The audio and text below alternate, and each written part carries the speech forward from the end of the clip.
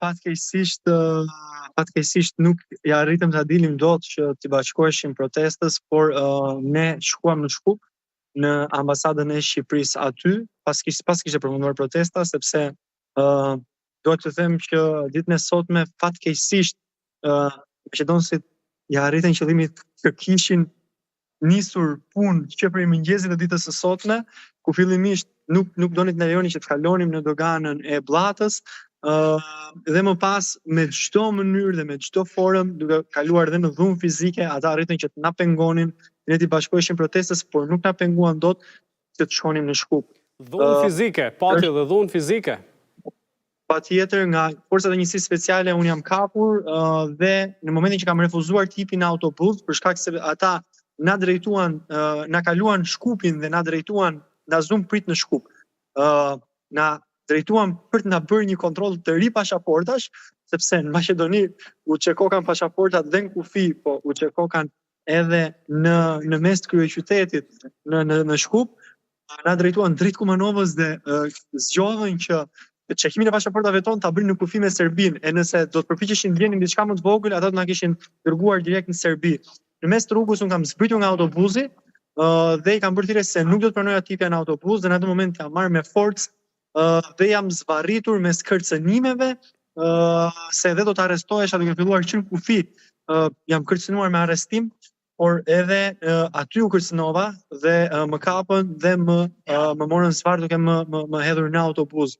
Që ne të vazhdonim dhe të niseshim. I gjendur përballë pa fuqisë me forcat speciale të organizuar në formën e një bande. Njësia speciale policore u azuri rrugën dhe u vonuat. Na azuri rrugën një minutë përpara se të hynim në hyrje të Shkupit. Pse ju ndaluan? A pati arsyetim paraprak? Sepse dyshonin se ne po bënim kontrabandë, ndërkohë që ne ishim nga kufiri i Republikës së Shqipërisë dhe deri në Shkup ishim të shoqëruar me eskort policore, të cilën na e vunë qëllimisht, sepse eskorta tabela e shpejtësisë thoshte me 50 km/h dhe makina e policisë ishte me 30 km/h. Tabela e shpejtësisë thoshte me 120 km/h dhe makina e policisë ishte me 80 km/h.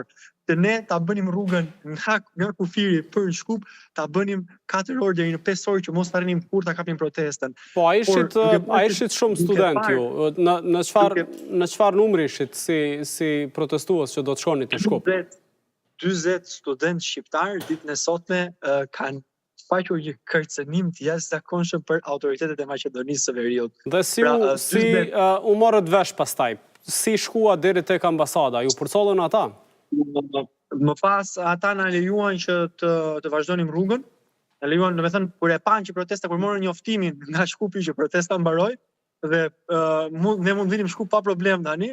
Na bën si njerëz të mirë dhe në fund na thanë, duke folur gjithkohës maqedonisht, në fund na thanë, hajde dikni në Shkup tani.